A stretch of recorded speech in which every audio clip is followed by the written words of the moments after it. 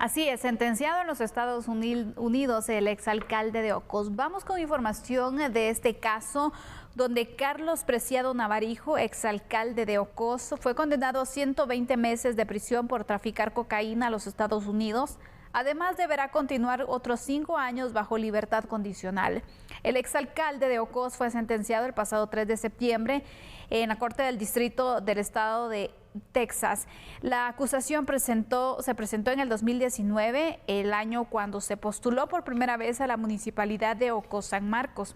Según la acusación, el exalcalde es conocido en el mundo de las drogas como Kiko. Inició las operaciones en el 2012 y junto a otras personas conspiró para mover droga desde Colombia, Ecuador, Panamá, Costa Rica, Guatemala y México hacia los Estados Unidos. En enero del 2021, el exalcalde fue capturado en Panamá. Un mes después fue extraditado hacia los Estados Unidos y en las elecciones de 2023 el Registro de Ciudadanos lo había inscrito, de hecho, como candidato, pero el Pleno de Magistrados revocó esta inscripción.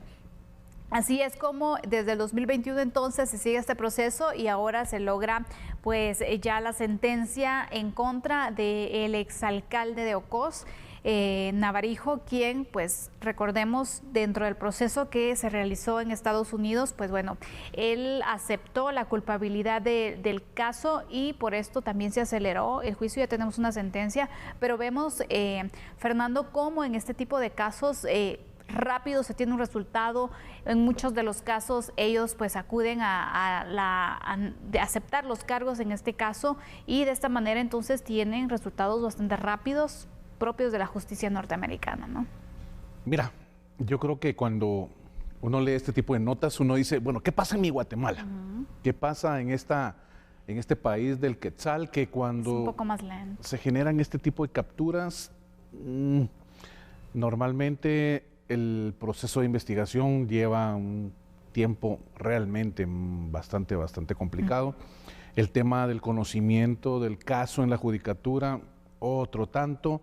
Y, por supuesto, los mecanismos legales que existen para que constitucionalmente y en materia procesal penal cualquier persona pueda defenderse.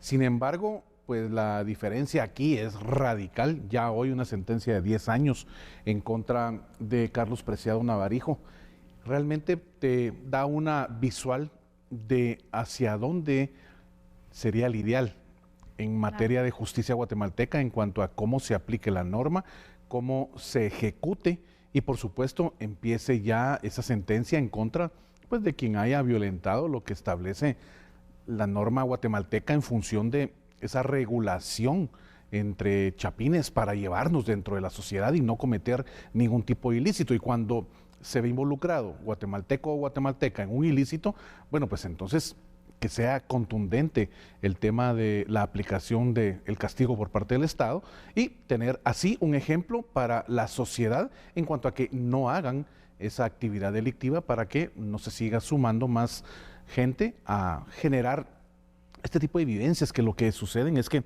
acá recordemos que hacemos un análisis de qué sucede, por ejemplo, a nivel de Latinoamérica cuando analizas, por ejemplo, los programas de streaming que tú puedes ver. En streaming normalmente lo que miras es una cultura a este tipo de vida. Y entonces la gente dice, qué interesante tener en poco tiempo esa cantidad de dinero, esa cantidad de poder, esa cantidad de realmente espacios dentro de la sociedad donde la gente me mire con temor, con miedo.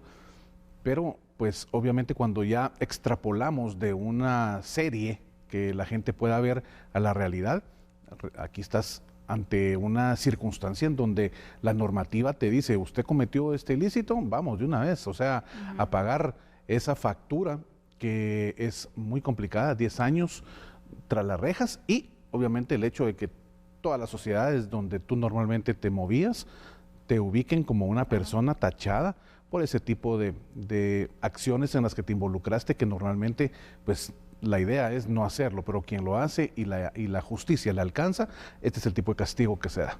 Y aquí vemos que sin duda Estados Unidos nos lleva ventaja en muchos temas. Claro. El tema de justicia e investigación también aquí vemos uno de los grandes ejemplos, ¿no? Donde cuando presentan normalmente uno de los casos y señalamientos como estos, que son temas de narcotráfico, es porque ya tienen una investigación bastante avanzada y acelerada en cuanto a pruebas y todo ese seguimiento que no viene de un par de meses, sino que ya viene desde años también en muchos de estos casos, y son casos bastante sólidos que al final entonces la mayoría de personas, si se fijan ustedes en estos casos que son extraditados, entonces casi siempre, bueno, admiten, se da rápido a este juicio también, se da la sentencia y logran avanzar, ¿no? Entonces es un ejemplo que nos dan a nosotros también de cómo le dan esa celeridad a los casos también, pero sobre todo creo que el hecho de tener ellos rápido las investigaciones y estos seguimientos correspondientes, creo que también esto hace que los casos sean así de fuertes y que de esta manera entonces estén realizando sentencias de una forma súper rápido. También aquí pues copiamos un poco el modelo, tenemos la ley de aceptación de cargos, por ejemplo, para ciertos delitos, y pues le ha dado también cierta celeridad a los mismos, sin embargo, no tanto como lo vemos en el modelo norteamericano, ¿no? Mira, el derecho penal tuvo una evolución con el paso de los años, ¿verdad?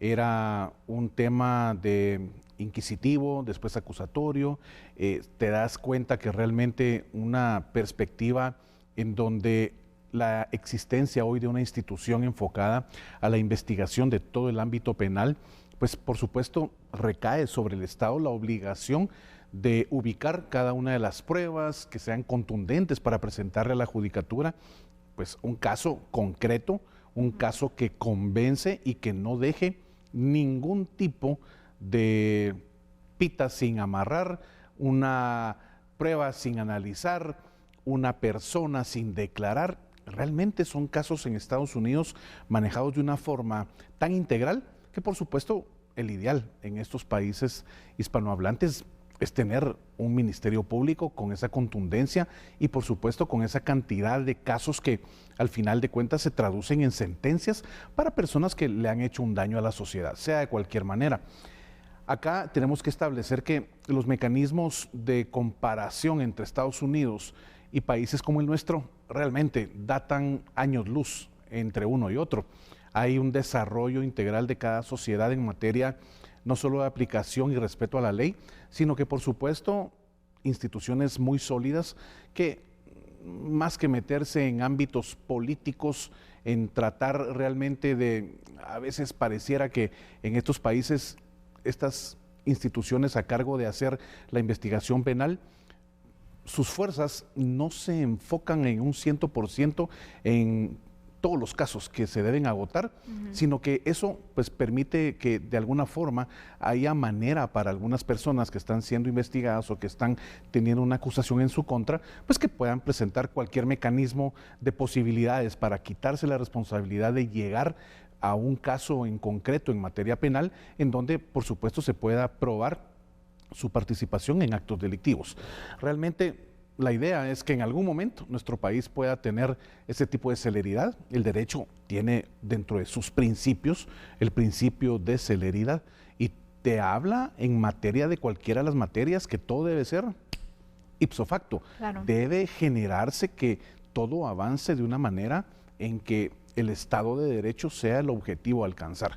Y por supuesto, agotando los mecanismos de defensa de cualquier persona, es una garantía constitucional, pero por supuesto tampoco permitir que eso se traduzca en que pase y pase y pase el tiempo y las personas o no sean investigadas o cuando ya son investigadas, pues por supuesto exista de alguna manera algún tipo de preferencia de algo selectivo hacia cierto grupo de personas y no al grosso de la población como debería ser permanentemente. Así que aquí estamos hablando de una estructura en Estados Unidos en donde realmente se trabaja en función de hacer las cosas lo más pronto posible, tener a los acusados lo antes posible tras las rejas, pagando, por supuesto, los delitos en donde se involucra de alguna manera el territorio estadounidense. Porque ese es el problema.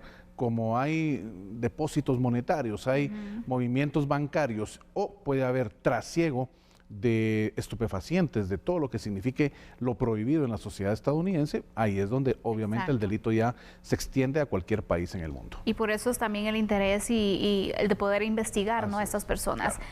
Ya para ir concluyendo con este caso, Fernando, pues también es lo importante de que se den estas investigaciones para evitar que el narcotráfico pues ingrese y sea parte también de las funciones y los movimientos del Estado, ¿no? Totalmente. Imagínate que esté pues involucrado en situaciones ya que una persona, una autoridad local esté involucrado también en este tipo de actividades. Creo que es algo muy complicado y es una situación que no se tiene que estar dando en nuestro país. Exactamente, así es. Así que le hemos presentado entonces esta sentencia que se tiene en contra del exalcalde de Ocos y también cómo pues Estados Unidos le ha dado celeridad también a estos casos, como hemos analizado aquí lo rápido que se tiene las investigaciones y la diferencia que existe en nuestro sistema penal guatemalteco.